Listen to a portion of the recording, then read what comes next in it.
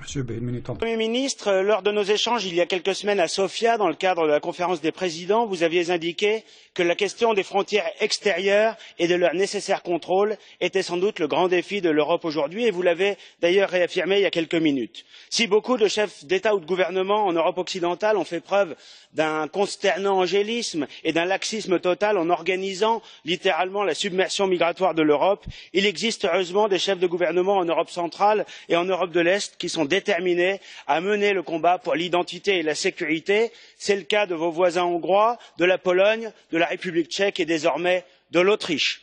Au commencement de ces 6 mois de présidence bulgare, vous avez donc un rôle essentiel et une responsabilité.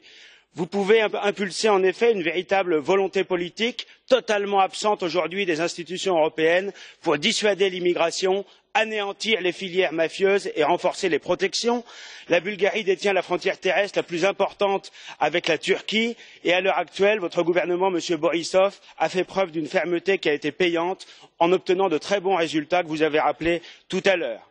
La Bulgarie compte parmi les anciennes nations de notre continent. C'est un véritable pays depuis 681 qui a traversé l'histoire, les épreuves et les guerres. Votre peuple est fort, l'Europe a besoin de cette force et de cette fermeté pour lutter contre l'immigration, le fondamentalisme et préserver nos valeurs de civilisation. Enfin, nous avons un grand défi, c'est celui de la concurrence économique. Nous devons nous prémunir de la concurrence déloyale, qu'elle soit à l'extérieur de l'Union européenne ou à l'intérieur de l'Union européenne. Et enfin, Monsieur le Premier ministre, je me réjouis de votre volonté exprimée clairement tout à l'heure de normaliser les relations avec la Russie. Il faut en effet, vous avez raison, en finir avec l'agressivité absurde des institutions européennes à l'égard de cette grande puissance voisine. Merci.